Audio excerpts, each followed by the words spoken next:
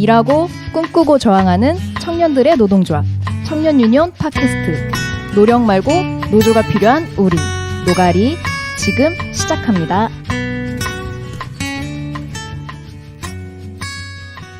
노력 말고 노조가 필요한 우리 노가리 136회 시작합니다.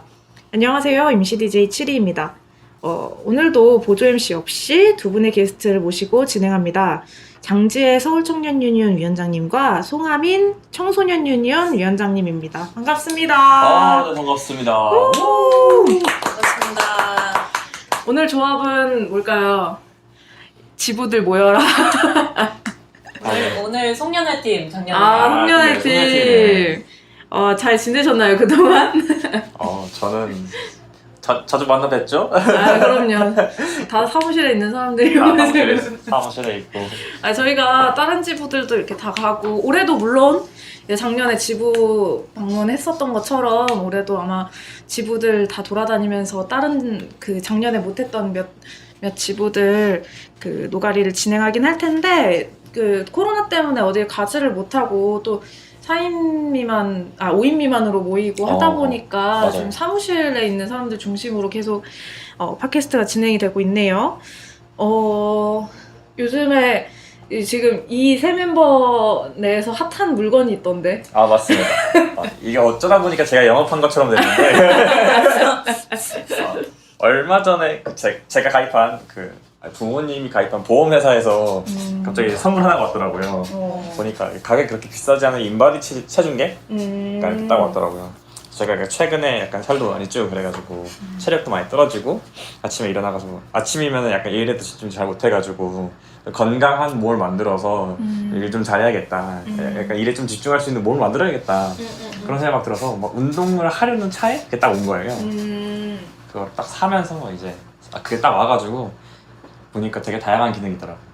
약간 그러니까 몸 안에 이제 수분량이나 근골격량이나 복강지방량이나 이런 거 다 측정해 두는데 이게 운동이랑 같이 하니까 되게 약간 뭐라고 해야 되지? 이 효능감도 효능감이고 약간 목표를 매일매일 볼 수 있으니까 계속해서 약간 보면서 이 정도는 운동해야겠다. 계속해서 약간 동기부여가 되더라고요. 그거를 제가 주변에 약간 영업을 좀 했더니 그 영업에 당하신 분이 여기 또 그렇죠. 와 계십니다.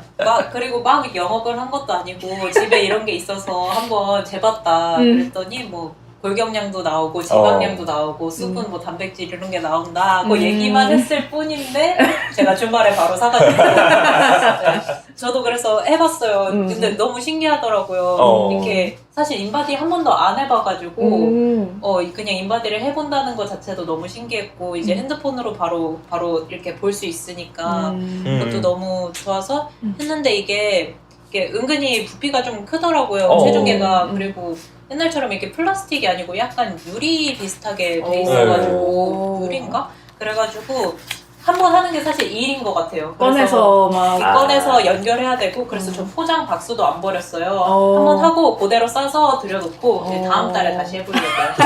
한 달 동안 조금 움직여 본 다음에 좀 근육이 늘어났나 뭐 이렇게 해가지고 다음 달에 한 번 더 해보려고 합니다. 근데 좀 자주 꺼내놓고 자주 하는 게 좋지는 않을까요?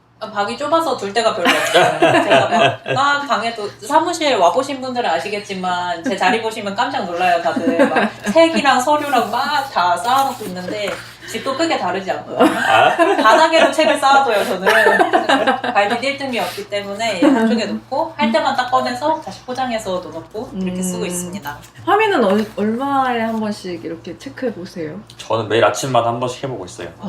그래가지고 지금 3주 정도째 쓰고 있는데 이게 약간 동기부여가 계속 되다 보니까 계속 그러니까 1시간 정도에서 30분 걷기 운동을 가능하면 매일같이 아니면 약간 이틀에서 한 3일에 한 번 이렇게 하고 있는데 점점 약간 뭐라고 해야 되냐 그 지방량이 줄어들고 근육량이 늘어나는 게 약간 눈에 보이더라고요. 그러니까 보면서 이게 정말 이게 사람이 딱 너무 피곤해서 들어가서 집에 딱 퇴근해서 들어가면 너무 피곤하고 그냥 바로 자고 싶은데 근데 그럴 때마다 막 체중계가 딱 눈에 보이면은 그래도 나의 그 기록을 낮춰봐야지 하면서 목표 지향적인 사람이네. 어떻게 그렇게 되더라고요. 하민이 알고 보니 하민 J예요? 아니요. P예요? 제가 여기 네. P예요 P. 아 그쵸. 우리 사무실에 제일 별로 없죠. 그럼요. 아이, 그럼. INFP였다. 아니 그 뭔가 사무실에 운동 열풍까지는 아니죠. 그래도 건강을 챙기려고 하는.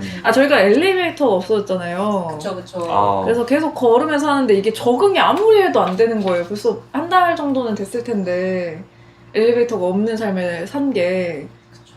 맞아. 저는 오히려 좋던데 약간 운동하는 기분 나서 좋아. 근데 이게 체력이 올라가면은 그게 좀 덜 힘들 텐데 아직도 하나도 적응이 안 된 것처럼. 매일매일 힘들어요. 매일매일 마치 처음같이. 오늘이 처음인 것처럼.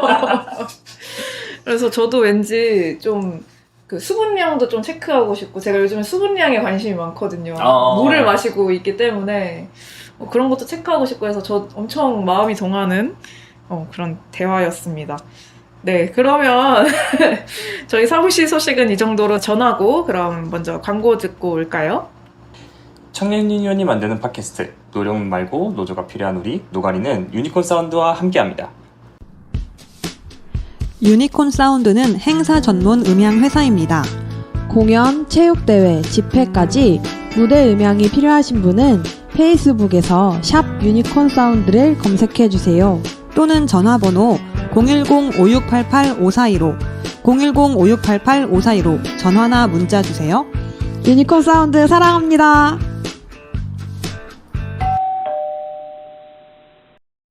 청년들이 일하고 있는 일터 현장에서 일어나는 부당 대우를 파헤치는 코너. 유니온 센터와 팟캐스트 노가리가 함께하는 코너. 이번 주 상담 111. 111입니다. 후! 와! 네, 이번 주 상담 112는요. 유니온 센터로 들어온 노동상담 중에서 실제로 청년 노동자의 일터에서 일어나는 부당 대우와 궁금한 상담을 각색해서 청취자 여러분들에게 안내해드리는 코너입니다. 이것도 노동법 위반인가? 나도 비슷한 일을 겪었는데 어떻게 대응할 수 있지? 등 일터에서 일어나는 문제들에 대해 궁금한 청취자분들에게 강력히 추천드리는 코너입니다.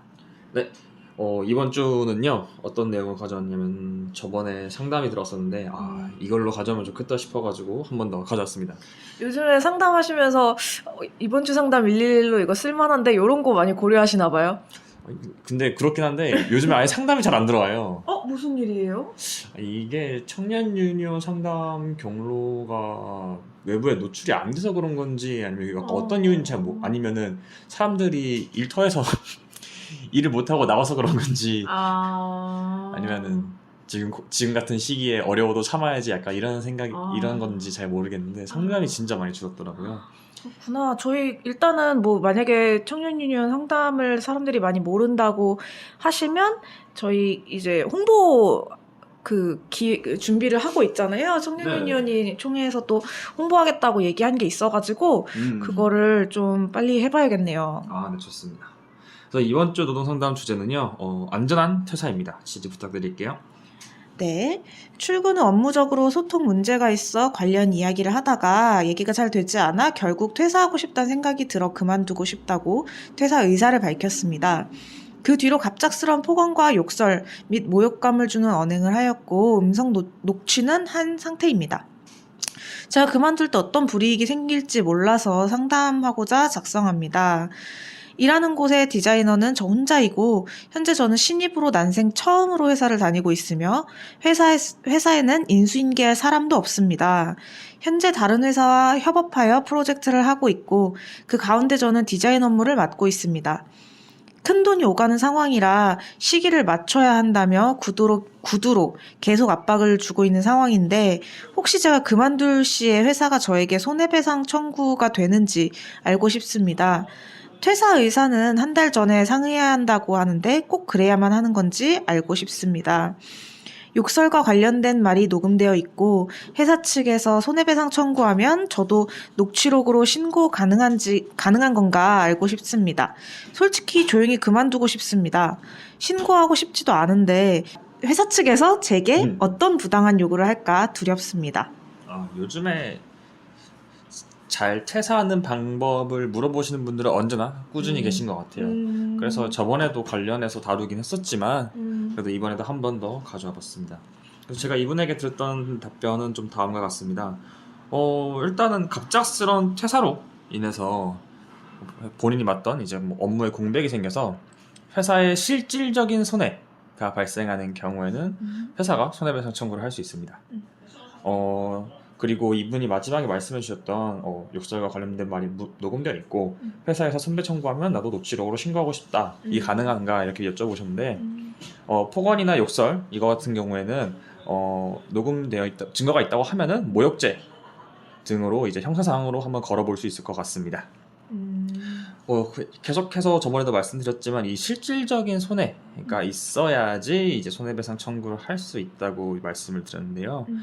사실 이 실질적인 손해라고 함은 사실은 회사에서 이 손해가 어떻게 누구의 책임으로 인해서 언제 어디서 얼마나 이런 것들을 다 객관적인 증거를 가지고 산출해낼 수 있어야 합니다. 사실 그래서 그냥 말도 안 되게 이 사람이 갑자기 사직해버림으로써 우리 회사에서 1억 원의 손해가 났다.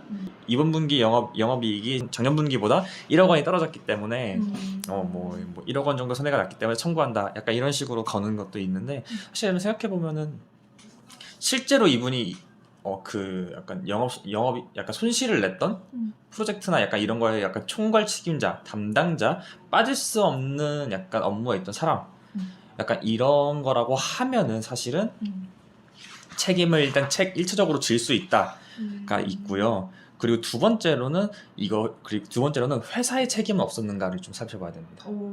회사의 책임은 어떤 거예요? 만약에 이런 게 있죠. 이 사람 예측 가능한 리스크를 방지하기 위해서 얼마나 노력했는가.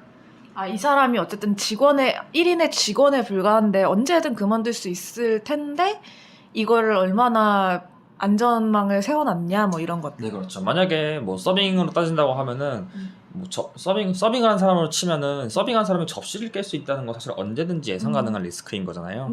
그래서 이 서빙한 사람이 접시를 깨지 않기 위해서 뭐 안전교육을 했는지, 아니면 그 접시를 보관할 때 어떤 완충제를 뒀는지, 아니면 안전하게 접시를 보관할 수 있는 곳에 뒀는지, 그러니까 이런 식으로 생각하시면 돼요. 만약에 디자이너 분께서 갑작스럽게 퇴사를 한다고 했을 때 회사에서는 그러면은 이 사람이 퇴사함으로써 생길 수 있는 그런 리스크, 아니면 이 사람이 갑자기 빠져서 생길 수 있는 리스크를 방지하기 위해서 어떤 노력들을 했는가, 그것까지 두고 살펴봐야 합니다. 그래서 보통은 이런 손해배상 청구를 건다고 했을 때 일단은 소장을 작성해서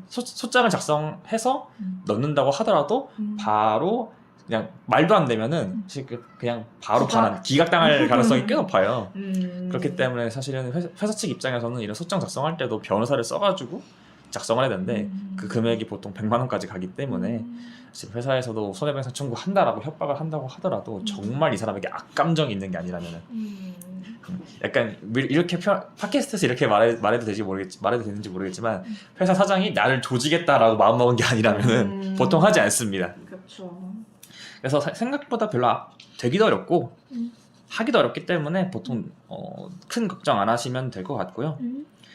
그리고 또 이분 같은 경우에는 이분이 이제 잘 퇴사하고 싶은 방법을 여쭤보셨잖아요. 그래서 이분 같은 경우에는 폭언이나 욕설로 계속 근로하는 게 굉장히 어려운 상황으로 보여요.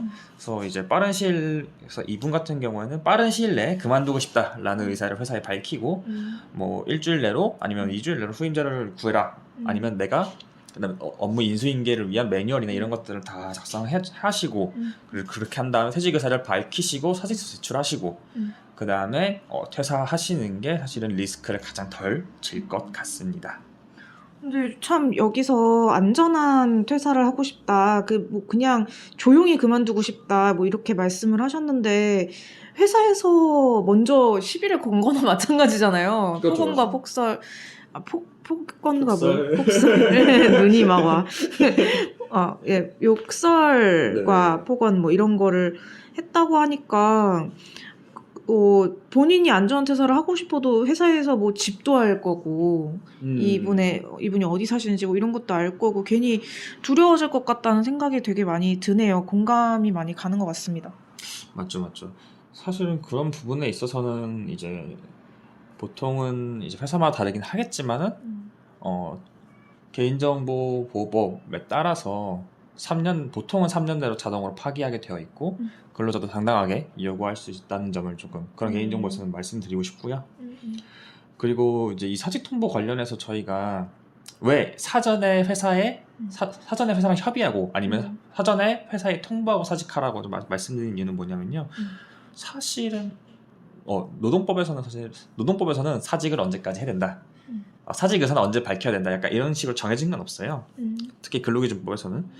근데 이제 다만 이제 근로기준법에서는 해고 통보했을 때 30일 전에 하도록 되어 있는 거지. 그래서 이제 노동자가 퇴사할 때 언제까지 이제 회사에 통보해야 된다. 그러니까 이런 식으로 기간이 정해진 건 따로 없습니다.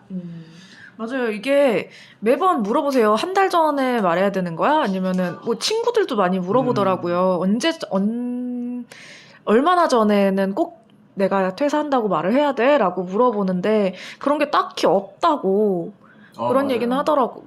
많이 들었던 것 같아요. 우리 111 하면서.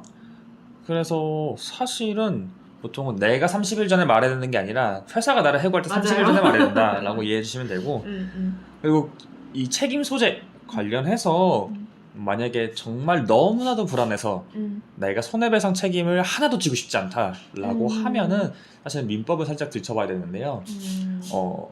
민법에서는 사실 계약 당사자 간에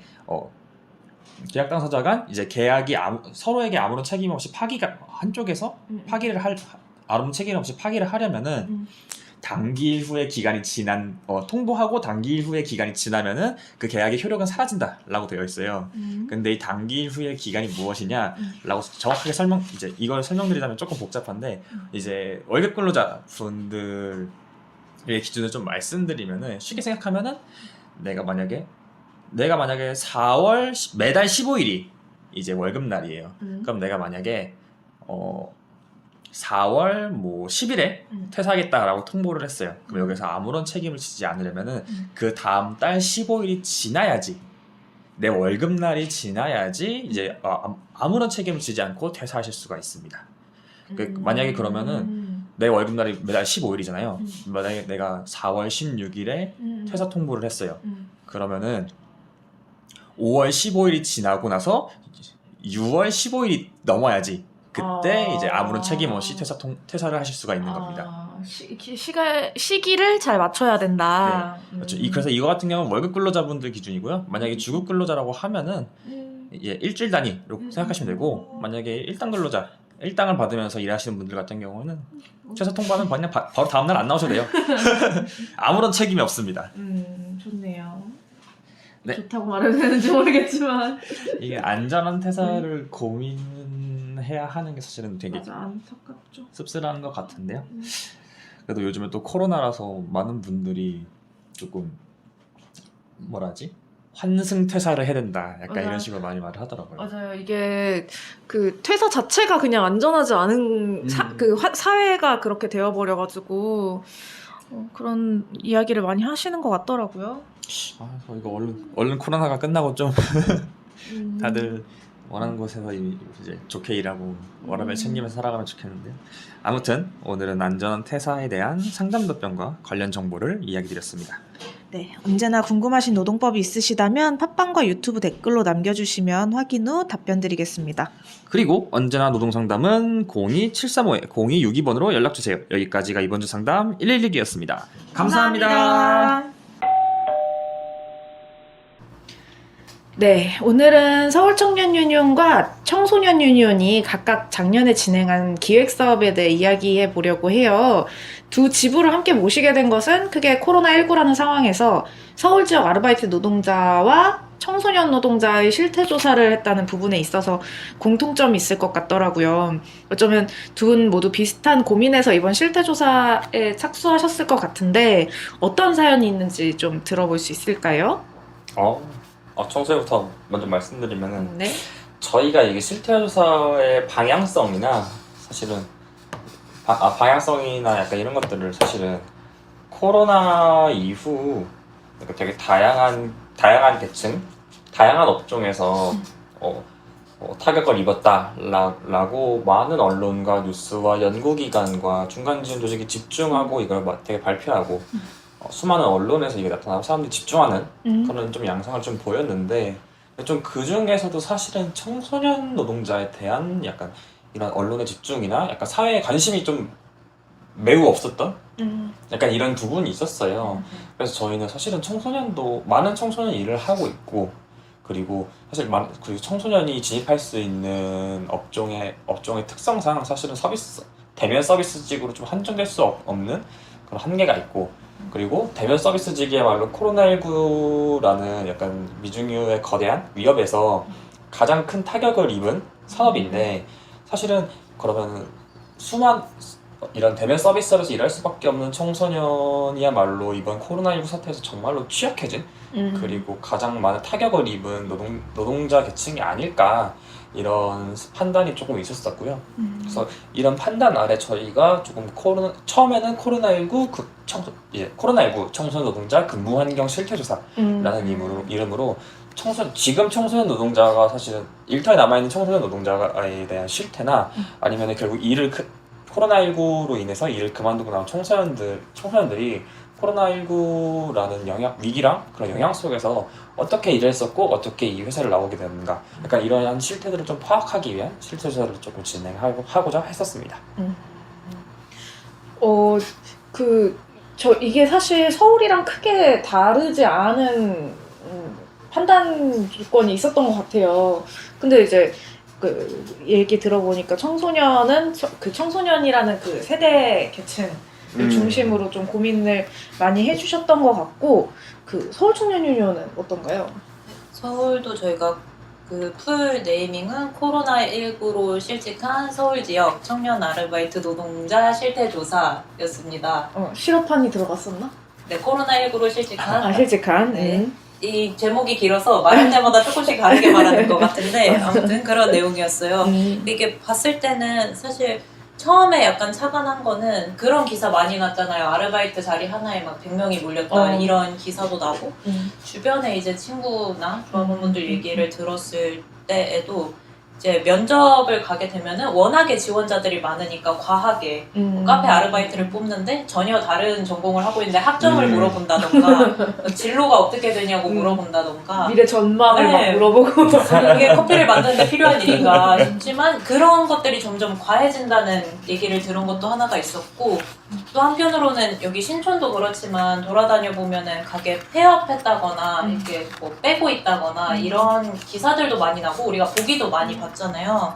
근데 아까 청소유 위원장님도 말씀해 주셨듯이 이게 언론에 드러나는 방식은 그래서 자영업자들이 많이 힘들다, 자영업자의 지원을 어떻게 해줄 것인가 이런 얘기가 많이 나왔는데, 그럼 저희가 생각했던 거는 여기서 일하던 아르바이트들 다 어떻게 됐는데? 이런 생각이 드는 거예요. 뭐 카페도 그렇고 뭐 화장품 가게도 그렇고 편의점 그리고 아니면 식당 대표적으로 그렇고, 그래서 그곳에서 일하던 청년 아르바이트들은 다 어떻게 됐는가 여기에 착안해서 저희가 진행을 했던 게 있고, 청소유랑 비슷했던 거는 둘 다, 그러니까 저희는 아르바이트 초점을 맞췄지만 아르바이트가 대면 서비스직이 많잖아요. 그러다 보니까 이제 청소유랑 같이 얘기를 하면서 이게 뭐 업직종 분류는 어떻게 할 건지, 뭐 아르바이트가 사실은 약간 주관적인 게 있잖아요. 내가 어떻게 이 일을 하고 있는지에 따라서 아르바이트일 수도 있고 아니면 그냥 뭐 정규직, 기간제 직업이라고 생각할 수도 있는 거다 보니까 뭐 이런 부분들 어떻게 할 건지 이제 하미위원장님한테 여쭤보고 이제 조언도 받고 하면서 진행을 했던 것 같습니다.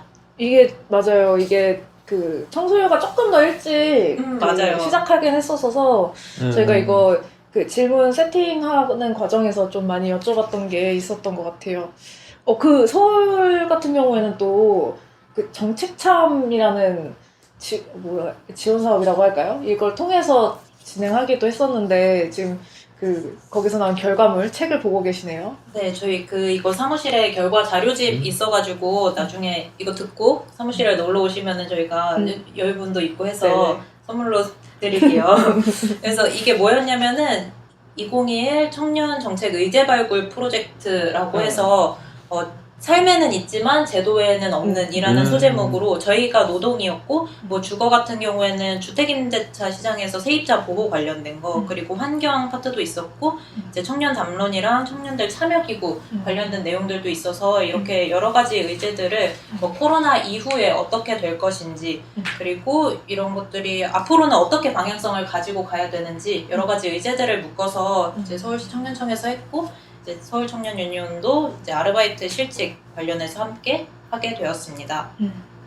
정말 이 프로젝트 사업 덕분에 많은 분들이 좀 만나뵐 수도 있었고 그리고 좀 보답이랄까요? 해주신 답례도 좀 드릴 수 있었고 되게 잘 하게 됐던 것 같아요. 네, 이제 맞아요. 실제로 막 좌담회라던가 아니면 선생님들 자문 구하고 이런 부분들은 뭐 비용적인 부분도 있고 계획 짤 때 처음에는 사실은 생각을 못했던 부분인데 맞아. 지원 사업 같이 하면서 여러 가지로 도움을 많이 받았습니다.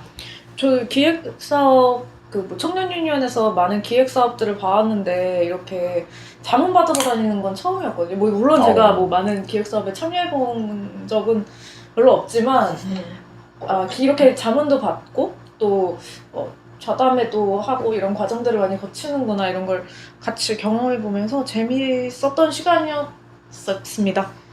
네. 같아요를 또 붙이려고 했잖아요. 그러면 코로나19로 인해서 영향받지 않은 곳이 없는데 각각 서울 지역과 청소년들에게 가장 영향을 많이 끼친 영역을 고민하셨을 것 같아요. 그게 지금 두 분 다 아르바이트 노동자였던 게 아닐까 싶은데 이제 각자 조사를 진행하시면서 고민됐던 부분이나 또는 좀 아쉬웠던 부분이 있었을까요? 그럼 저희 같은 경우에는 조사를 그러니까 조사가 이게 어느 정도 시작할 때는 사실 큰 고민이었긴 했어요. 약간 드러내야 될 실태는 사실 드러내고 싶은 부분은 조금 명확했고 그래가지고 사실 질문 짜는 것도 사실은 쉬웠고 사실 진행하는 것도 이제 쉬웠었는데 그러니까 뭐 쉽다고 말하기 좀 못하긴 한데 아무튼 좀 보다 좀 편안하게 했는데 수월하게 했는데 수 있었다. 단어 선택에서 조금 근데 이제 문제는 이제 첫 번째 청소년 노동자를 대상으로 하는 실태조사가 끝나고 나서 사실은 이거를 어떤 문제의식과 결과를 뺄 것이냐라고 고민을 하기 시작했을 때 그때 사실은 사실 저희가 조사한 방식으로는 사실은 이게 사실은 기존에 있는 그냥 서비스직 아르바이트 노동자들에게 나타나는 문제랑 크게 다를 바가 없다. 사실 이게 청소년의 특성이라고 드러내고자 하려고 했는데 저희가 원래 근데 이제 그런 포인트를 좀 잡기가 쉽지 않았던 거죠. 그래가지고 저희가 이후에 이거를 어떻게 추가적으로 진행할 것인가, 어떤 식으로 이 문제의 진단과 결과를 좀 뺄 것인가 좀 고민하다가 저희가 조사를 추가로 한 개 더 진행하게 됐어요.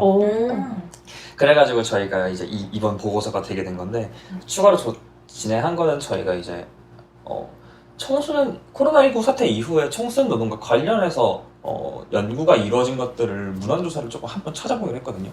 이런 문헌조사를 통해서 각종 중간 지원 조직과 연구기관과 정부 조직들이 얼마나 청소년 노동에 관심을 가지고 있고 이들이 겪는 이 실태를 얼마나 파악하고 있는지 그리고 이것을 위해 어떤 해결책과 방안을 마련하고 있는지 이것들을 조금 문헌조사를 진행하긴 했어요.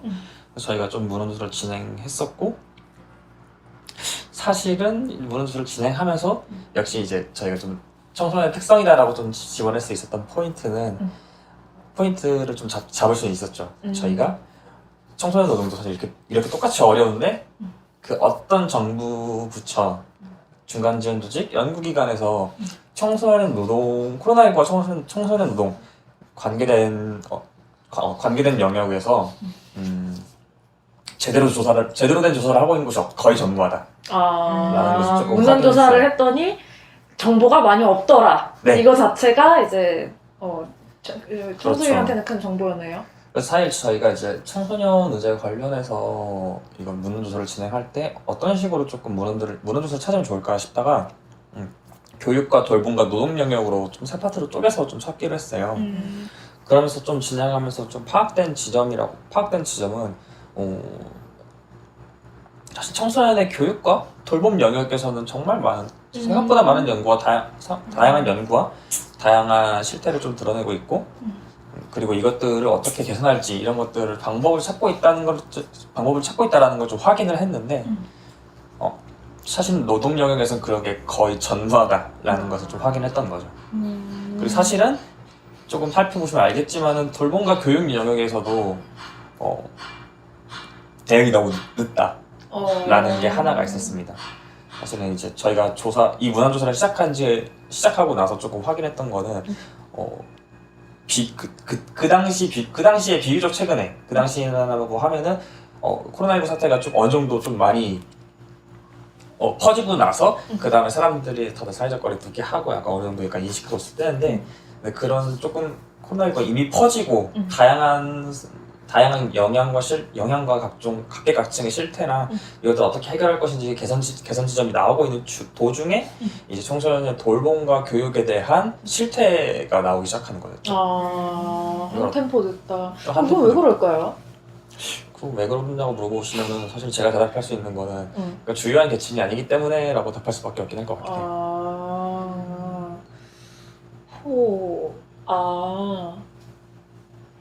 중요한 계층은 어딜까요? 주요한 계층이라고 하면은 제가 느꼈을 때는 40, 50대 남성 중심의 그래서 자영업을 한다? 그리고 플러스 사실 거기서 사실 이번에 그리고 이번에 좀 많이 주목된 거는 사실은 청년 구직자들의 문제라든지 아니면은 이미 일터에서 있다가 좀 이제 해고를 당한 사람들이라든지 이런 청년 노동자의 문제 약간 이런 것들이 같이 좀 들어갔다라고 좀 생각을 하고 있고요. 비교적 좀 조사가 많이 된 영역으로. 네. 저도 얘기 듣다 보니까 이게 비단 코로나뿐만이 아니라 청소년 노동이 항상 좀 늦게 아니면은 좀 천천히 조명을 받았던 게 아닌가 이런 생각이 들기는 하네요. 예를 들면은 사실 뭐 아까 40, 50대 뭐 이런 얘기도 해주셨지만 최저임금 같은 경우에도 사실은 청년 노동자도 다 최저임금 많이 적용받지만 청소년 아르바이트도 크게 다르지 않잖아요. 그렇죠. 근데 최저임금 얘기 나오면 이제 자영업자 어떻게 할 거냐 얘기가 나오고 그러면 이제 청년임금이다. 이제 청년유니온이 나오고 그러면 그 다음에 이제 청소년 유니온 같이 해가지고 청소년들도 똑같이 아르바이트 적용받는다 이런 식으로 뭐 그동안 전개가 되었던 것도 있을 것 같아서 비단 코로나에만 그렇지는 않았던 것 같아요.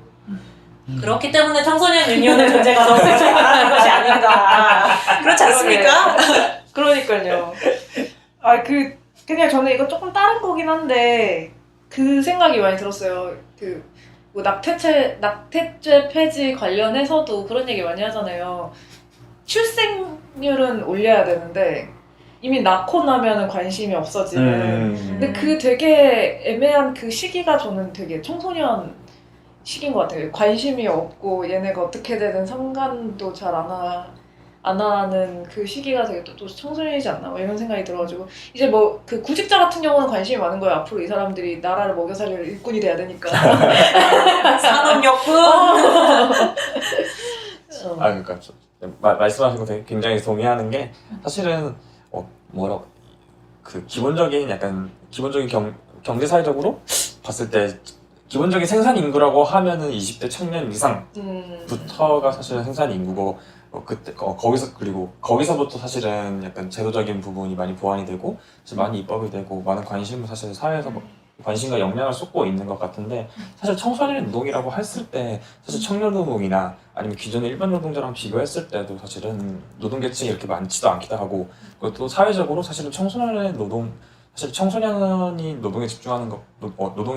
집중하는 것보다 사실은 사회의 근간에 사실 동료 시민으로서의 사실은 교육을 받는 게 사실은 조금 더 사회에 좀 더 뭐랄까 다른 방향이다 약간 이런 식으로 그러니까 우리 사회가 같이 합의한 것도 있고 그런 식으로 이제 응원교육을 만든 것도 있고 그러면서 사실은 청소년 노동자가 기본적인 생산 인구가 아니다 보니까 사실 정책적으로나 아니면 사회 관심적으로나 사실은 좀 많이 소외되고 떨어진 부분이 있지 않나. 또 그것도 있어. 돈 나오는 데서 그런 속담 있잖아요. 국간에서 인심이 나는 정책을 인심이라고 하고 국간이 이제 돈 나오는 곳이라고 보면은 돈 나오는데 이렇게 자꾸 마음이 가고 정책이 흐르는 게 아닌가 뭐 표 나오는데 표 나오는데라던가 그런 부분도 있지 않을까 뭐 이런 생각이 드네요. 네. 그러면 혹시 서울은 어떨까요? 서울 청류에서는 저희는 시작할 때 고민은 사실은 알아봐야 될 게 너무 많아서 힌트를 못 잡았던 게 시작할 때 고민이 가장 컸던 것 같아요. 그래서 이거 칠이 팀장님도 아시겠지만 저희 준비할 때 기획안을 몇 번 뒤집어 엎었잖아요.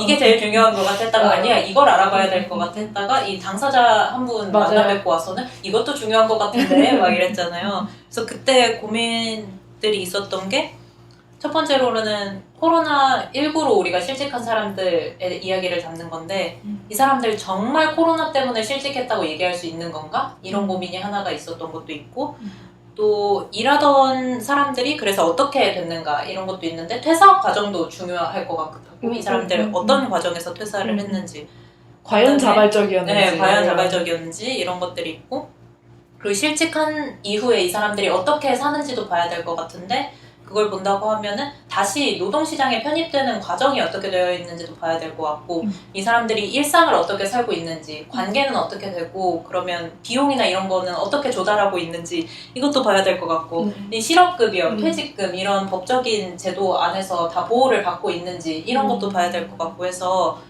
그러니까 결국에는 저희가 실태조사에 그래서 모든 문항을 다 집어넣었죠. 네, 모든 문항을 다 집어넣었고 그래서 결론을 이따가 말씀드리겠지만 결론에서는 몇 가지로 좀 수렴된 지점들이 있기는 했는데 시작할 때는 이러한 고민들이 좀 산발적이었다라는 말씀을 드리고 싶고 그리고 이거 약간 여담이지만 시작할 때의 고민은 아니고 이거는 하고 나서 고민이었는데 저희가 이거 실태조사가 그 실태조사 양적으로 한 게 있고 이제 면접조사를 또 한 게 있었잖아요.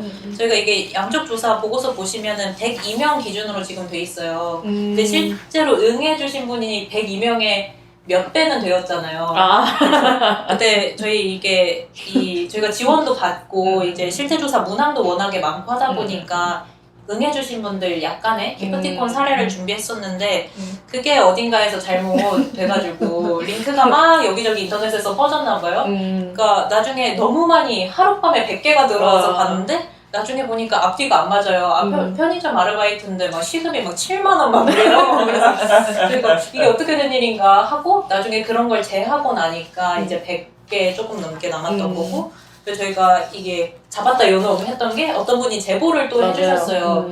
이런 걸 공유하는 사례가 있는 실태조사를 공유하는 방에 이 서울청년유니온 조사가 올라왔다고 어떤 귀인께서 해주셔서 저희가 잡았다 요놈 이렇게 했지만 이게 앞으로도 사실은 실태조사 할 때마다 고민인 것 같아요. 이제 많은 분들이 응해주시고 저희가 감사하고 하니까 이제 약간의 사례랑 이런 거를 준비를 하는 건데 이게 너무 표본을 어지럽히고 이런 문제들이 앞으로도 발생할 것 같아서 너무 고민이 되고 왜냐면 우리 앞으로도 계속 이런 걸 해야 되잖아요. 현장의 실태를 알려면 당사자들이 이런 노동 조건을 알아야 되니까 그래서 이걸 듣고 계시는 분들 중에 혹시 이 우리 청년유니온에서 하는 실태조사가 어디서 돌고 있다 이런 소식을 들으시면 꼭 제보를 해달라는 말씀을 이 자리를 빌어서 드립니다. 맞아요. 그때 제보가 왔을 때 영민 사무처장님한테 카톡으로 문의가 왔죠. 저희 플러스 친구인가? 네. 플러스 친구로 연락이 왔는데 그 얘기 듣고 청년유니온 잘 살았나 보다. 그러니까 세상이 아직 따뜻하다. 그러니까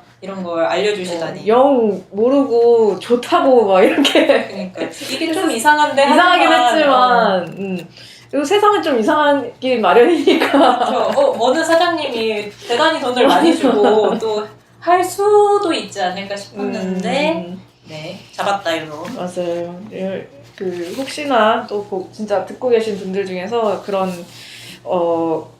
단톡 오픈 카톡방 같은 건가 봐요. 네, 운영이 그렇게 운영되고 있는 것 같으니까 몰래 들어가셔서 또 다른 팀이 또 있으면 이렇게 신고도 하고 이런 작업을 해주셔도 좋을 것 같네요. 사실상 서울청유랑 청소유가 다른 나이대 아르바이트 노동자를 조사하신 거잖아요. 네네, 그렇죠. 약간 겹치긴 했죠. 겹친 부분은 있지만. 그런데 보고서를 보니까 두 지부가 좀 집중한, 조명한 초점이 좀 다른 걸 볼 수 있었는데요. 서울청유 같은 경우는 코로나19의 상황에서 이들에게 어떤 이유로 아르바이트 노동이 필요했는지, 아까도 얘기했지만 자발적 퇴사라고 했는데 그게 정말 자발적이었는지에 대한 고민이 담겨있는 반면 청소유 같은 경우에는 코로나19로 불안정한 노동 환경에서 청소년이라는 이유로 더욱 불안하고 더욱 위험한 상황에 놓이는 노동자들의 상황에 초점을 맞춘 것 같더라고요. 네, 그래서 이렇게 서로 네네. 다른 초점이 저는 되게 재밌다는 생각이 들었는데 혹시 이제 그 조사 결과 중에 눈에 띄는 부분이 있었는지 그리고 조사해 보신 내용을 해석하는 과정이 좀 궁금합니다. 저희 같은 경우는 일단 초점 같은 경우에는 사실은 저희가 청소년 노동을 사실은 더 모든 노동이 평등하고 다 똑같이 소중하다고 사실 말씀하고 있지만 사실 저희 같은 경우에 기본적인 입장은 청소년 노동은 보다 더 각별하고 특별하다 약간 이런 식으로 내세우고 있는 게 있거든요. 그래서 이번에도 사실 결과 자체는 사실 크게 다르지 않았어요. 사실 저희가 봤던 다른 아르바이트 노동자들이 겪었던 피해 정도랑 다 비슷하긴 했는데 근데 또 그것들을 조금 더 의미화를 시키기 위해서 이제 청소년의 특징점을 좀 잡기 위해서 다양한 노력들을 했고요. 좀 조사를 진행하면서 조금 눈에 띄었던 부분은 이제 관련해서 좀 몇 가지가 있는데 하나는 이제 일단은 마스크 착용 안 되는 방역 관련 사항을 고객에게 안내하는 과정에서 폭언이나 폭력을 경험했다라고 응답하신 분이 사실 22%가 되셨고 그리고 또 코로나19로 인해서 이전보다 근무 시간이 줄어들었다라고 응답하신 분은 64% 나누셨고 또 코로나19로 이제 꺾기 이제 돈 안 받고 쉬기나 일찍 퇴근 나가는 거 그런 것들을 당하신 분이 사실은 35%나 되셨고 또 이제 구직은 이제 코로나19로 인해서 해고를 당했거나 주변에 동료가 해고당한 경험을 조금 겪은 적이 있는지를 물어봤을 때 이것도 한 40%가 겪었다고 했거든요. 그리고 또 마찬가지로 이제 코로나19로 인해 작년 무대 일자리를 구하기 어려졌다라고 응답하신 분들이 거의 72%, 3% 엄청 많으셨어요. 구직자분들도 네, 그렇죠. 조사하신 걸로. 근데 그렇게까지 사실은 이 내용으로 말하면 사실은 일터에서 청소년 노동자가 굉장한 많은 피해를 입고 있고 코로나19로 인해서 되게 다양한 임금 조건이라든지 근무 환경이 굉장히 악화되었다라고 볼 수 있는데 근데 또 좀 여기서 좀 재미있던 좀 기억 남는 부분이라고 하면은 코로나19로 인해서 만약에 지금 일자리를 구하지 못한 상황이라고 가정했을 때 그런 일자리를 구하기 위해서 지금 내가 있는 것보다 보다 나쁜 조건의 일자리를 선택할 수 있는 의향이 있는가 이런 걸 좀 여쭤봤었거든요. 그런데 이제 매우 아니다 합쳐가지고 40% 정도. 아, 그래도 나쁜 일자리로 가진 않을 것이다. 네, 그래도 나쁜 일자리로 가지 않을 것이다라고 말씀하신 분이 38%, 40%. 그리고 보통이라고 응답하신 분이 이제 뭐 28%.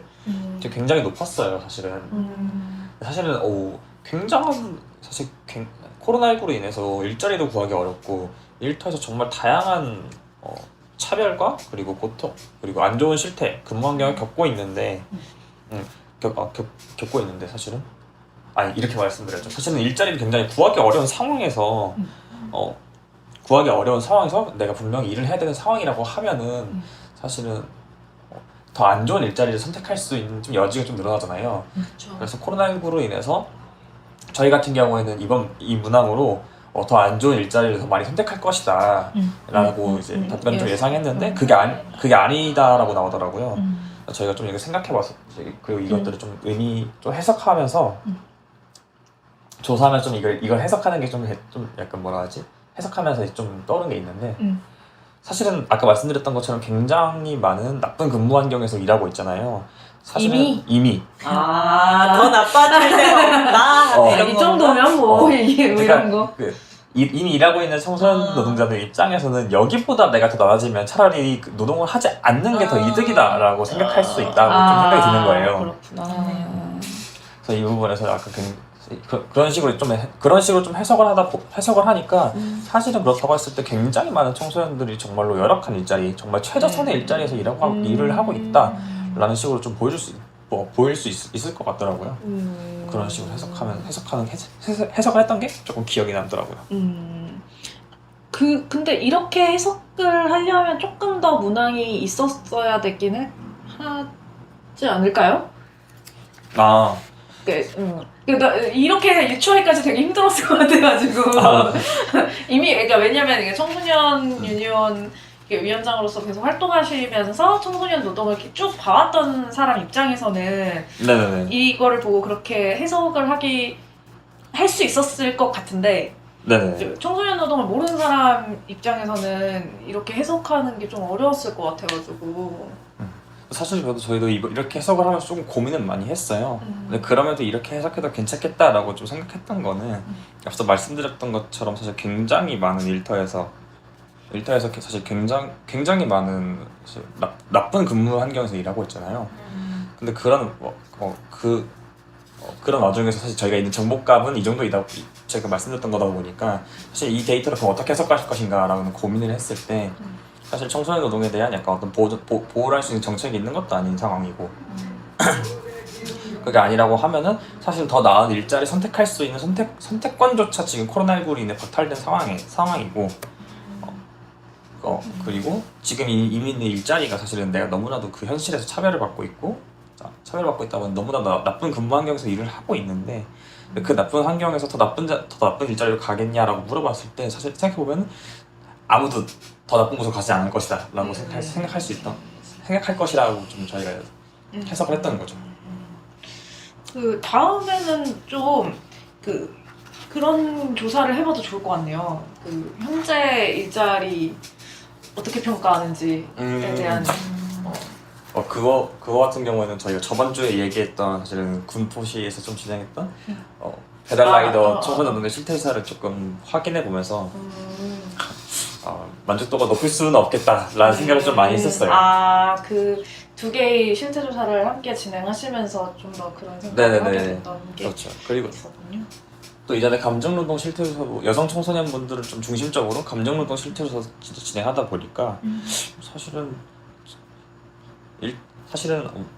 정말로 더 나빠질 게 없지 않을까? 더 나빠지면 사실은 일을 그만두는 게 더 낫지 않을까? 이런 생각조차 들긴 하더라고요. 네, 그러면 이번에는 서울청년유니온에서는 좀 어떤 게 눈에 띄었는지 또 어떻게 해석하셨는지를 말씀해 주실까요? 네, 저희가 아까도 말씀드렸듯이 이제 양적 실태 조사랑 이제 면접 조사 이렇게 나누어서 했었는데 그 실태 조사 했을 때 약간 기억에 많이 남는 부분은 저희가 102명이었어요. 결론적으로는 그 중에서 다시 아르바이트든 어떤 구직이든 재취업에 성공하신 분이 15분이었어요. 되게 비율이 낮죠. 그리고 40명은 여전히 구직 중이었어요. 그러니까 102명이 다시 노동시장으로 나오게 됐는데 그 중에서 15명만 다시 노동시장으로 들어가고 40명이면 절반은 좀 안 되지만 굉장히 많은 수죠. 많은 분들이 여전히 구직 중에 있었다는 걸 확인을 했고 그리고 또 하나는 저희 조사한 것 중에 퍼센트로 보면은 102명 중에 90.2% 그러니까 92명이 실업급여를 못 받고 계셨어요. 보면은 43% 정도가 고용보험 미가입이고 16%가 자발적 퇴사 그리고 3% 정도는 실업급여를 받을 수 있는지 몰랐다 이런 답변을 해주셔서 이게 실업급여 수급률이 너무 낮은 거예요. 일반적으로 다른 실태조사, 뭐 직장갑질 119도 그렇고 여러 곳에서 코로나 이후에 그리고 이제 실직하신 분들 조사를 했을 때 그때 비율들보다 많이 낮았는데 뭐 생각을 해봤을 때는 한 가지는 아르바이트 같은 경우에는 이제 실업급여 받으려면은 18개월 동안 180일 이상 일해야 된다는 기간을 충족해야 되는데 그걸 충족하지 못한 것도 있을 거고 워낙에 단시간으로 일하는 청년들도 많고 그리고 아예 고용보험에 가입되지 않게 뭐 프리랜서 뭐 이런 계약을 맺는 경우도 많고 해서 더욱 취약한 지점이 아니었나 했던 게 좀 있었고요. 그리고 저희가 면접조사 7분을 했었는데 그분들은 고용보험에 전부 다 가입돼 있다고 말씀을 해주셨거든요. 그런데 실업급여를 받은 분은 한 분도 안 계셨어요. 아까 말씀드렸듯이 최소 노동 일수를 못 채운 경우도 많았고 근데 한편으로는 이게 진짜 현실적인 문제인데 가게가 어려워서 그만두는 거를 이분들도 다 아는 거예요. 그러다 보니까 이제 그만두더라도 이제 사장님이 너 나가 이렇게는 안 했지만 내가 15시간 뭐 16시간 일하고 있었는데 오늘은 뭐 4시간 늦게 나와도 돼 오늘은 마감 안 해도 돼 이렇게 해서 근무 시간이 점점 짧아지고 그럼 내가 이동 시간이 더 많다 보니까 그러면은 이걸 이 시간을 2시간 이동해서 2시간 일하고 온다고 생각하면은 그만 일하고 싶을 수도 있잖아요. 이런 경우도 많고 그리고 내가 실업급여를 신청하는 게 안 그래도 가게가 안 좋은데 사장님한테 해가 될까봐 또 사장님이랑 좀 불편하게 끝내고 싶지 않아서 실업급여 신청을 못했다 이렇게 말씀을 해주신 분들이 많아서 그게 좀 기억에 남습니다. 그래서 여기도 아까 말씀해 주실 때도 실제로는 비자발적인데 이게 자발적이라고 통계치에 잡히는 경우를 말씀해 주셨는데 그게 정말 빈번한 것 같아요. 현실적으로는. 그러다 보니까 청년유니온에서 이제 수년째 아주 오래전부터 이야기하고 있는 이제 자발적 이직자에 대한 실업급여 이 부분이 계속 요구가 되고 있는 거고 특히나 코로나10 같을 때에는 서로 어려운 걸 알지만 어쨌든 내가 이 사회보험의 사각지대에 있게 되었을 때는 더 필요한 부분이 아니었나 이런 생각이 듭니다. 혹시 치리가 뭐 생각나는 부분 없어요? 우리 같이 이거 작업하고 써가지고 치리도 하고 싶은 얘기가 있을 것 같아서 그때 우리 그 앞쪽에 한 분 그 좌담회라 그래야 될까요? 미팅 비슷하게 했었잖아요. 그분 이제 배웠을 때 치리가 많은 인사이트를 얻어와가지고 지난주에 다 얘기하셨나요? 맞아요. 이게 지난번 팟캐스트에서는 이제 본부의 기획사업 2020년 기획사업에 대해서 이야기를 했었고 이제 그 사업을 보영 팀장님, 그 정책팀장님 했다 보니까 그 같이 또 그 분을 미팅을 했었거든요. 그래서 이야기를 듣다 보니까 그 원래는 또 그분이 이번에 저희 조합원이 되시기도 했어요. 맞아요. 과단회로 만나보니 그러니까요. 조합원이 되셔서 네, 저희가 열심히 신입 조합원 모임에 최근에 오셨어요. 맞아요. 그래서 앞으로 같이 저희랑 활동하시면서 또 기획 사업에 저는 굉장히 함께하고 싶다는 생각이 많이 들었는데 그분이 되게 그 이야기하셨던 것 중에 인상 깊었던 게 원래 하시던 전공이 있었는데 그 전공이 그 전공의 업계가 무너지는 걸 코로나19로 인해서 무너지는 모습을 보면서 이건 이제 안 되겠다. 여기 전망이 없다. 이렇게 생각을 하시고 바로 이제 그 추산패를 하셨었나? 네일베어 카드를 사용하셨나? 해가지고 새로운 기술을 이제 익히고 계셨었어요. 영상 쪽을 하신다고 들었는데 최근에 또 영상 작업으로 상도 또 공모전 상도 받으셨다고 하셔가지고 굉장히 재능이 있으시구나라는 생각도 했는데요. 그래서 이렇게 그 코로나19라는 재난 상황에서 청년들이 내가 앞으로 뭘 해야 될까라는 전망이 굉장히 많이 변하고 있다는 생각이 들기도 했어서 이거를 어떻게 우겨 넣으려고 했죠, 처음에는. 아닌가요? 아니에요. 아니, 되게 좋은 인사이트였던 것 같아요. 그래서 저희 선생님들 자문 받으러 다녔을 때도 이거에 기반해서 말씀도 해주시고 하셨잖아요, 실제로. 맞아요. 네, 이게 사실 다음 질문에도 연결되어 있는 것 같은데 저희가 서국경 선생님한테 그 자문을 받으러 갔었어요. 네네. 그랬더니 이제 구직자들이 그 코로나19를 경험하고서 자기가 지원했던 업계가 무너지는 것을 확인하고 또 업계의 전망을 고려하면서 진로를 수정하고 또 그 과정에서 시간과 돈이 많이 필요하잖아요.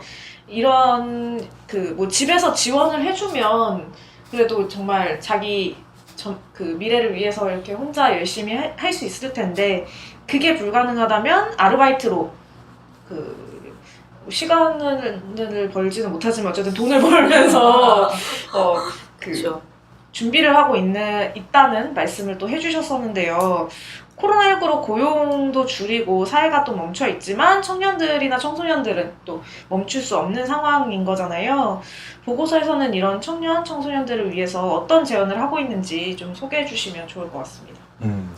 저희는 이제 조사를 하나의 이제 보고서를 내기 위해서 2개의 조사를 좀 진행해가지고 각각의 문제인식을 담았던 것 부분부터 조금 말씀을 드려야 될 것 같은데 저희가 이제 실조사를 하면서 설문조사를 통해서는 사실 이제 아까 말씀드렸듯이 청소년이 노동시장에서 어떤 어려움을 겪고 있는가 이걸 좀 파악하고자 했고요. 코로나19 상황 속에서 그리고 또 코로나19 상황 속에서 어떤 정책적 그리고 또 지원 제도들이 있는지 확인하고 그리고 사각지대는 또 무엇이 있는가 이것들을 확인해서 어떻게 보완할 것인가 이런 것들을 좀 확인하고자 했던 게 있어요.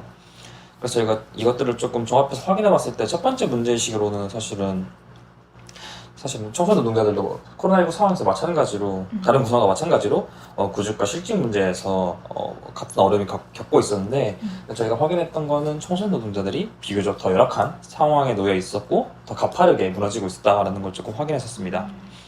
사실 그 이유라고 했을 때 사실은 아까도 말씀드렸지만 전체적인 사회 구성원 속에서 비교적으로 구수가 적고 중요도가 좀 떨어진다라고 판단되기 때문에 사실 가장 열악한 사각지대로 계속 남아있는 게 아닌가라는 문제의식을 저희가 하나를 확인했고요. 두 번째로는 사실 청소년을 대상으로 하는 정책지원제도가 사실은 돌봄이나 교육제도에 집중되어 있었다는 걸 좀 확인했었습니다. 그리고 또 아까 조금 덜 말씀드리긴 했었는데 사실 청소년의 교육권을 이마저도 사실은 청소년의 교육권을 어떻게 보장할 것인가 이게 아니라 사실은 그 청소년의 보호자 아니면 그 가족 구성원 중심으로 정책이 좀 설계되고 시행되어 왔던 과정이 하나가 있어요. 이것도 또 단적으로 좀 예를 들면은 이제 얼마 전에 좀 지원됐던 얼마 전이 아니죠. 작년에 이제 처음 나왔던 긴급재난지원 같은 경우에도 사실은 이제 가장한테 나오는. 그렇죠. 가장한테 나왔던 이제 그 국가 개인 한 명 한 명한테가 아니라 사실은 그 가족 구성원 이르는 가장한테 지급이 되었잖아요. 사실 이거 같은 경우에는 사실 청소년 중에서 사실은 혼자 나와서 하는 독립 청소년이라든지 아니면은 소년 가장 청소년이라든지 사실은 그쪽 같은 경우는 행정적인 절차, 기본적인 행정 절차로 자기를 가장으로 등록하지도 않을 가능성이 꽤 높고 독립 청소년도 마찬가지일 테니까 행정의 손길 닿지 않은 영역이니까 그렇다고 했을 때 이들이 사실 코로나19 상황 속에서 가장 위기를 겪고 있을 텐데 근데 그들이 긴급재난지원을 받을 수 없도록 하는 제도가 그런 식으로 구성이 되어 있더라고요. 사실 이걸 보면서 좀 느꼈던 거는 사회가 아직도 청소년을 조금 뭐라고 해야 될까 사회 주체로 바라보지 않는 문제를 저희가 조금 확인했었던 게 있었습니다. 그래가지고 저희는 좀 이것들을 바라보면서 개선 지점으로는 이제 한 두 가지 정도를 조금 내놨었는데 사실 어떤 명확한 세세한 오더 같은 느낌이 아니라 좀 크게 좀 눈성이 뭉뚱그려서 좀 잡았는데 하나는 사실은 사회적 약자의 문제를 조금 해결하려고 하면은 사실은 그들도 우리 사회가 그들의 사회 한 주체로 좀 인식하고 사실 그들이 겪고 있는 문제를 좀 같이 해결하고자 하는 의지를 좀 내야 된다고 생각해요. 그래 이제 약간 지난 우리 작년에 있었던 그런 커다란 혼란에서도 봤듯이 사실은 그런 사회적 혼란이 크면 클수록 사실은 사회적으로 약자일수록 사실 그들의 목소리가 좀 삭제되기 마련인데 사실 그래서 저희도 청소년 노동자도 사실은 사회적 약자 비교적 사회적 약자를 좀 보고 있고 그렇기 때문에 사실 경제 회복을 위한 좀 단계를 밟아 나갈 때 사실은 그 회복 과정을 밟을 때 사실 그 주체는 사실은 청소년 노동자가 아니라 사실은 중장년 청년 노동자가 될 수밖에 없다고 생각해요. 사실 그런 와중에서 사실은 피해를 가장 많이 받은 거는 사회적 약자인데 근데 피해 회복에 가장 먼저 되는 거는 사실은 피해 회복이 가장 늦게 되는 것도 역시 사회적 약자라고 생각하거든요. 그렇기 때문에 사실은 이런 피해 회복 과정을 밟을 때 사실은 사회적 약자의 문제를 좀 확인하고 국가와 정부와 우리 사회가 이들의 문제를 좀 같이 확인하고 그리고 이들의 문제를 해결하고자 하는 좀 의지를 가져야 된다라는 게 하나가 있었고요. 두 번째는 매우 적극적이고 공격적인 약간 회복 정책이 필요하다라는 게 하나가 있습니다. 다른 걸 수도 있을 것 같은데 제가 어제 잠깐 그 마포 청년들 미팅이 있어서 잠깐 다녀왔었어요. 근데 거기서 마포 청년들이 만들어진 이유에 대해서 이야기를 했었는데 저는 사실 마포 청년들이 만들어질 때부터 있었던 멤버는 아니었어서 그 우야를 통해서 들었던 이야기이긴 한데 이제 그 청년들의 지역에 있는 청년들의 어떤 정치 세력화의 측면이 있었다는 얘기를 들었거든요. 그러니까 모여 있으면 조직화된 힘이면 마치 노동조합도 마찬가지로 연대하고 조직된 힘이 있으면 무시할 수 없다는 거죠. 어디에 불리게 된다던가 이런 이게 필요하지 않나 이런 얘기를 했었는데 좀 그 청소년을 주체로서 인지하고 존중해줄 수 있으려면 이런 게 필요하지 않나라는 생각이 좀 들었어요, 정치 세력과. 근데 투표권이 없어서 뭐 그런 것도 있잖아요. 그래서 청소년이나 뭐 청소년 운동에 되게 중요한 부분이잖아요. 네네. 투표권을 달라 이런 거. 그래서 그런 것도 되게 더 열심히 해야겠다. 또 선거철이어서도 그런 생각이 더 드나 봐요. 몰라네. 선거 다음에 알죠. 선거. 선거 계속 생각나죠. 그쵸. 문득문득 가만히 있다가 방금도 차 아까 노래 부르면서 지나갔잖아요. 그러니까요. 녹음하는데 딱 지나가고. 이 앞에 그 지지율 3위 후보 차량 왔다 갔다 많이 하더라고요. 맞아요. 누구예요? 어? 지지율 3위요? 그 교주님이요.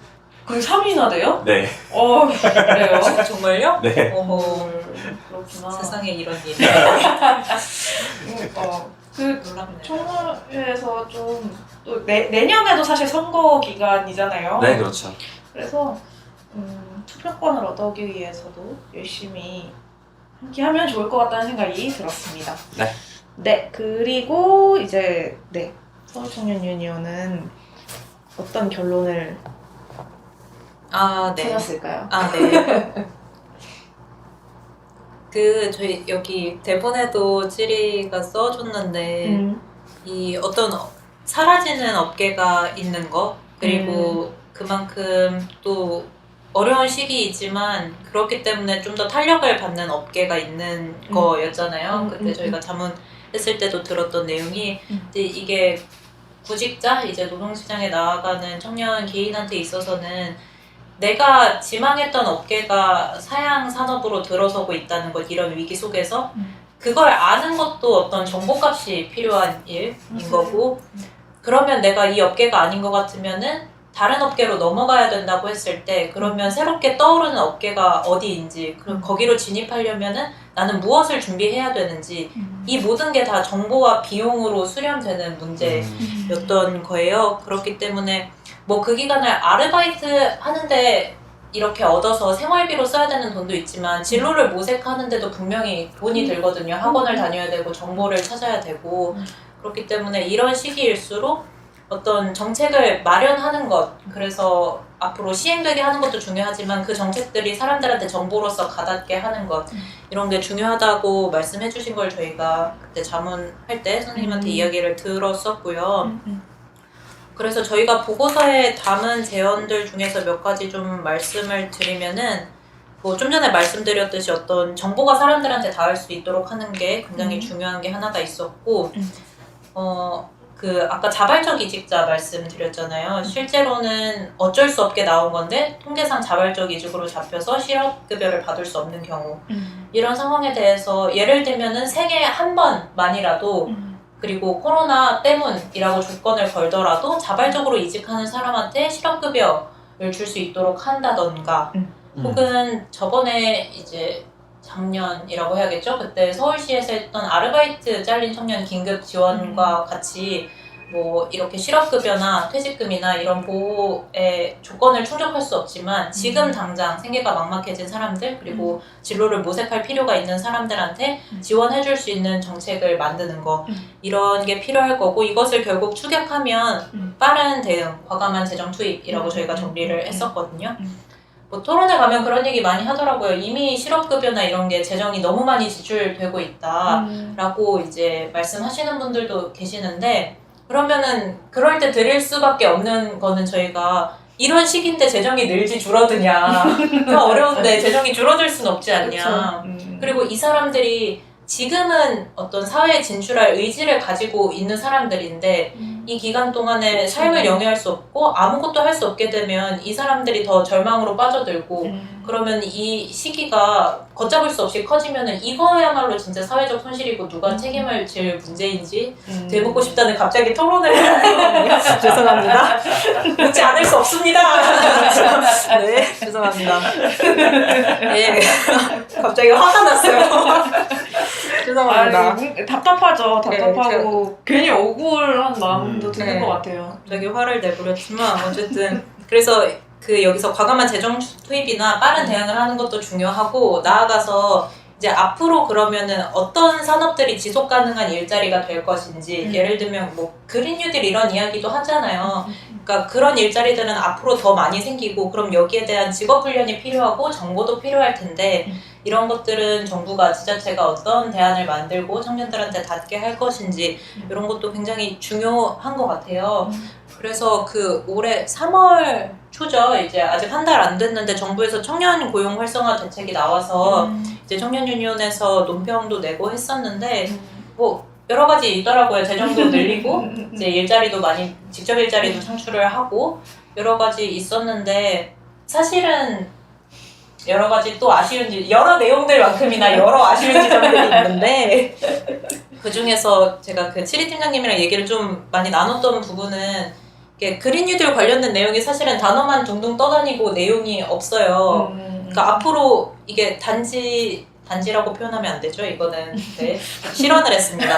그 어떤 환경적인 측면이나 이렇게 기후 위기의 측면에서 그린 뉴딜에 대해서 이야기하는 것도 분명히 중요하지만 코로나 상황에서 없어지는 산업들이 있고 새롭게 생겨야 되는 산업들이 있을 때 이 산업들을 어떻게 만들어갈 것인지는 정말 구직자한테 현실의 문제인데 대책에 그런 부분이 담기지 않은 부분이 좀 유감스럽다. 정말 토론회 같네. 라고 말씀을 드리고 싶습니다. 맞아요. 그 청년고용 활성화 대책에 읽어보시면 기억에 남는 거는 K디지털밖에 없는 것 같아요. K디지털, 그 4차 산업혁명 뭐 이런 것들인데 뭐 앞으로 아마 이 부분이 장기적 전망이 굉장히 있겠죠. 뭐 뚜렷하게 있나 보죠? 있나 보죠? 너무 듣고 왔어? K리스트는 뭐예요? 정책 중에서 너무 궁금하네. 나중에 알려주세요. 요즘에 K가 유행이잖아요. 맞아, 모든 K 붙이면 되는 거잖아요. 다 K 붙여. 여기도 K 팟캐스트 지금. 그럼요. K 노조에서 하는 K 팟캐스트잖아요. K 청년들과 함께하는 K 스마트폰. 그러니까 그런 이제 이렇게 4차 산업혁명에 관련한 내용들은 굉장히 디테일하게들 나왔는데 이 환경이나 뭐 이런 녹색 산업 분야라고 이야기되는 뭐 이런 부분에 대해서는 아주 초기 단계 뭐 이야기를 기업들 간에 업계 간에 이야기를 나눠보기 시작한다. 뭐 이런 수준으로밖에 적혀있지 않아가지고 과연 의지가 있는 것인가 이런 의문이 들 수밖에 없는. 그렇죠. 이거 정책 얘기하려고 갑자기 코로나에 편으로 바뀌죠. 의지가 있는지 묻지 않을 수가 없습니다. 그러니까요. 그래서 그게 조금 여기 써있네요. 산업계 의견 수렴 등을 통해 그린 뉴딜과 관련된 국가기관 전략 산업 직종을 신규로 발굴하시겠다고.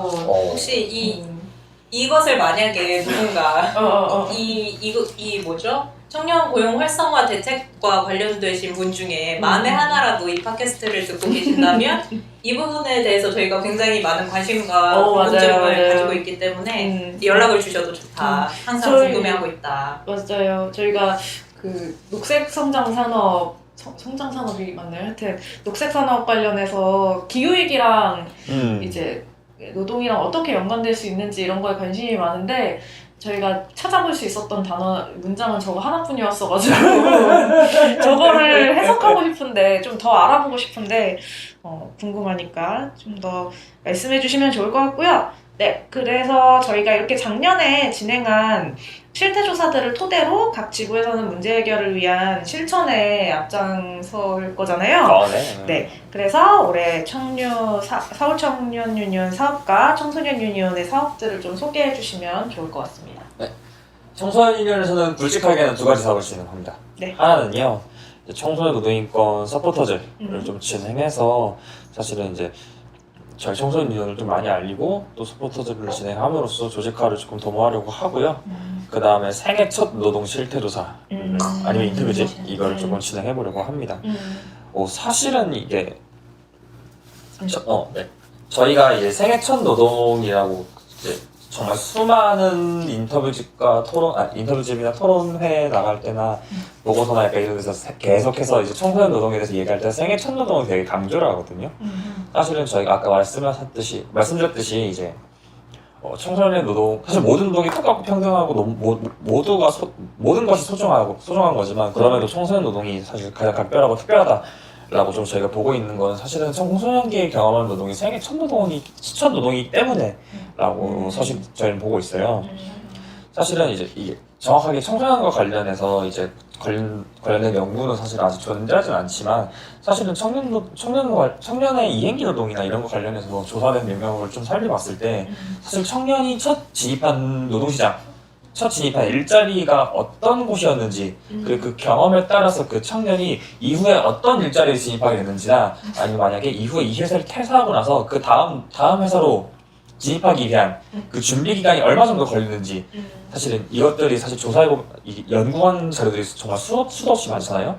그리고 거기서 조사한 바에 따른 결론은 정말로 열악할수록 그리고 하부에 위치한 노동시장에 진입하면 진입할수록 더 좋은 일자리, 더 임금 조건이 낮고 더 임금 조건이 좋고 더 근무 환경이 좋은 일자리로 가기가 어렵고 그리고 열악한 일자리일수록 그 다음 이 회사를 퇴사하고 나서 그 다음 노동을 이해하고 준비하는 기간이 더 점점 늘어나잖아요. 그런 것처럼 마찬가지로 청소년도 생애 첫 노동으로서 사실은 이제 이들이 청소년이란 한 개인이 사실 자신의 삶에서 사회랑 처음으로 대면하고 첫 번째로 계약을 맺고 노동을 제고하고 대가로 임금을 받는 사실은 사회랑 어떻게 보면은 사회의 신뢰관계를 쌓을 수 있는 사실 첫 번째 경험인데 사실 그 경험이 너무나도 부당하고 너무나도 안 좋은 경험으로 점철됐다고 하면은 그 개인에게 있어서 그 개인이 이후에 어떤 일자리에 진입하게 될 것이며 그 개인이 다시 노동시장에 진입할 수 있을 것이며 아니면 나중에 이들이 어리다고 무시받은 이들이 나중에 다시 노동시장에 진입하게 됐을 때 자기보다 어린 노동자를 어떻게 바라보게 될 것이며 아니면은 자신의 노동의 가치를 이렇게까지 폄하받은 사람이 나의 노동의 가치를 그리고 노동의 정의를 어떻게 내릴 것인지 이런 것들을 생각해봤을 때 사실은 너무나도 암담하거든요. 그래서 사실은 저희는 이번에 청소년의 노동이 좀 더 각별하다 사실 이런 것들을 알리기 위해서 청소년의 생애 첫 노동 내 생애 첫 노동 실태조사를 진행해보려고 합니다. 내 생애 첫 번째 노동이라는 이름으로 작년에 배달라이더 이거를 하셨는데 네네. 이게 시리즈물로 그러면 앞으로 계속 그래서 사실 그동안 사실 이전에 진행해왔던 모든 실태조사 내용을 보시면은 생애 첫 노동 아니면 첫 번째 노동이라는 단어가 사실 빠짐없이 들어가 있어요. 그래서 사실 모든 보고서에 그렇게 들어가 있는데 그래서 이게 왜 중요하냐라는 것을 조금 드러내기 위한 실태조사라고 보시면 될 것 같습니다. 나중에 한번 두꺼운 책으로 내 생애 첫 번째 노동이라는 제목으로 해서 두꺼운 책으로 나와도 되게 의미 있을 것 같네요. 가능하다면 그렇게 해보도록 하겠습니다. 아무튼 그렇고요. 저희 청소년 유년 활동 많이 지켜봐 주시고 응원해 주시면 감사하겠습니다. 네. 앞으로 청소년 유니언 사업 저희 또 그 서울지부와 본부에서도 같이 열심히 연대하고 함께하면 좋을 것 같네요. 왜 너 이스나만 얘기 있어? 아니에요. 제가 언제 그런 것 같은데? 그럴 리가 있나요? 내 코가 석자였어요? 아니면? 아니 저는 그 첫 번째 노동이 너무 중요하다는 하민 위원장님 말씀에 감명받아가지고 제 첫 번째 노동의 기억을 떠올리고 있었어요. 아 진짜요? 네. 제가 이거 TMI인데 제가 처음으로 알바했던 게 전단지 청소년 때 돌렸던 거였는데 근데 그때 생각해보면 일을 하는 건데 되게 뭐랄까 죄를 짓고 있는다는 느낌을 받을 만큼 이게 몰래 전단지를 붙이러 다니는 거잖아요. 아파트 같은 데다가 그때 되게 쫄렸던 기억이 되게 오래 갔거든요. 다른 일을 할 때까지도 내가 이게 노동을 하는 건 되게 당당한 일이어야 하는 건데 그 첫 번째로 청소년이 접근하기 쉬운 일이잖아요. 전단지가 접근하기 쉬웠고 할 수 있었던 일이 뭔가 걸리면은 혼나는 일, 경비 아저씨한테 욕먹는 일, 쫓겨나는 일 이런 일이었던 게 생각이 나서 첫 번째 노동에 대해서 좀 연구하고 경험 해석해주고 이런 게 되게 중요하겠다 이런 생각을 하고 있었습니다. 근데 그런 거 자체도 재밌겠다는 생각은 드네요. 그러니까 첫 번째 노동이라는 주제 정말 이거 하나로 이게 지금은 사실 그 업직종 중심으로 첫 번째 노동을 한번 알아보는 거잖아요. 청소년들은 보통 이게 첫 번째 노동이니까. 근데 그렇죠. 그 정말 인생에 있어서 모든 사람들의 첫 번째 노동에 대해서 좀 조사해보고 그때의 경험들을 중심으로 지금 물론 그게 어떻게 희석되고 변질되는지는 변질? 변질한 표현을 하는데 달라졌을지는 모르겠지만 그거 자체를 조사해보는 것도 그래서 지금 나한테 그게 어떻게 기억되고 현재까지 뭐 트라우마로 남아 있는 경우도 있을 거잖아요. 그렇죠. 그런 이야기를 들어봐도 좋을 것 같다는 생각이 드네요. 네, 그러면 이번에 서울 청년 유니온 사업에 대해서 들어볼까요? 네, 저희가 아까 이거 아르바이트 노동자 실태조사 말씀드려서 뭐 정책 제안 관련된 거 말씀드리면 올해도 서울 청년정책 네트워크 같이 하고 있고요. 그래서 아까 그 예시로 코로나19로 실직한 아르바이트 긴급수당 이런 거를 작년에 서울시에서 했었는데 뭐 올해도 비슷한 지원 정책, 그 수당 지원 정책 같은 게 예정되고 있는 것으로 알고 있어요. 이런 내용들 같이 팔로우하면서 빈틈이 있다면 저희가 서울청정net 통해서 정책 제안도 해보려고 하고요. 그리고 오늘 기획사업에 대해서 계속 얘기를 한 만큼 올해 진행될 또 현장 노동 실태 기획사업 관련해서 말씀드리면 그 강의 촬영 아르바이트 노동 실태를 조사해보려고 합니다. 저희가 그 조합원 분께서 그 수년 전에 일을 하셨다고 말씀해 주셨는데 요즘 코로나 때문에 워낙에 또 인강을 훨씬 많이 듣잖아요. 그러면은 거기서 일하는 청년들도 많아졌을 텐데 이제 뭐 근무 조건도 그렇고 계약서 쓰는 것도 근로계약 맺지 않아서 앞뒤로 시급을 안 쳐준다거나 장비에 대해서 문제가 생기면 그런 거를 다 물어내게 한다던가 이런 부분들이 좀 문제인 것 같다고 말씀해 주셔서 올해는 이거를 기획사업을 좀 준비를 해보려고 하고요. 그리고 그 외에도 저희 일상적으로 하고 있는 뭐 동네 모임, 온라인 모임, 그리고 좀 있으면 다가올 메이데이, 그리고 열린 회의 다 언제나처럼 많이 준비하고 있으니까 항상 함께 해주시고 또 아까 말씀하셨지만 청소년 유니온과도 기회가 되는 때마다 같이 뭔가 해볼 수 있도록 노력하겠습니다. 네. 오늘 또 그 조만간 올라갔잖아요. 아, 그쵸. 네. 뭐 이거는 한 2주 뒤에 들으실 수도 있겠지만 뭐 다음 주쯤에 그러네요. 한 2-3주 뒤에 들으실 수 있겠지만 저희가 이제 그 조합원과 그 집행부가 같이 1대1로 만나서 뭐 그냥 요즘 사는 얘기 나누는 그런 시간 가지는 프로그램인데 저희 그 다 같이 여러 명이서 만날 1대다 뭐 집행부가 1위고 뭐 여러 조합원 만나는 그런 모임이랑 좀 다르게 1대1로 만나서 소소한 스몰 토크 위주로 이렇게 진행되는 거다 보니까 많이 친해지기도 하고 청년 유니온 그 활동을 시작할 때 어떤 징검다리가 되어주는 역할을 하고 있는 것 같아요. 그래서 혹시 들으시면서 청년 유니온 활동에 관심이 있고 함께하고 싶은데 어떻게 해야 될지 모르겠다라는 생각이 드시면 저희 조만간 신청해 주시면 좋을 것 같습니다. 네, 연간 사업이어서 이게 2주 뒤, 3주 뒤에 올라가도 언제든지 신청해 주셔도 됩니다. 네, 오늘은 서울 청년 유니온과 청소년 유니온 기획사업을 들여다보았는데요. 기획사업이라는 게 처음엔 그냥 가설로 시작했다가도 실태조사도 하고 당사자들 만나고 하면서 참 진심이 되는 것 같아요. 이렇게 쌓아온 진심들이 사업들에 잘 녹아서 힘을 받을 수 있는 동력이 되었으면 좋겠습니다. 그 과정에서 조합원 여러분들께서 꼭 함께 해주시길 바랄게요. 그럼 앞으로도 잘 부탁드립니다. 수고하셨습니다. 감사합니다. 오늘 노가리는 여기서 마무리하겠습니다. 노력 말고 노조가 필요한 우리 노가리는 우리의 일상과 일터의 모든 이야기를 함께 나누려고 합니다. 노가리와 관련하여 의견이 있으신 분은 yunioncast@gmail.com으로 메일 주세요. 감사합니다. 감사합니다. 청년 유니온이 만드는 팟캐스트 노력 말고 노조가 필요한 우리 노가리 재밌게 들으셨나요? 팟빵 팟캐스트에서도 즐기실 수 있습니다. 조합원 여러분들이 보내주신 사연 하나, 눌러주신 하트 하나, 남겨주신 댓글 하나가 만드는 사람에게는 큰 힘이 됩니다. 많은 관심과 참여 부탁드립니다. 감사합니다.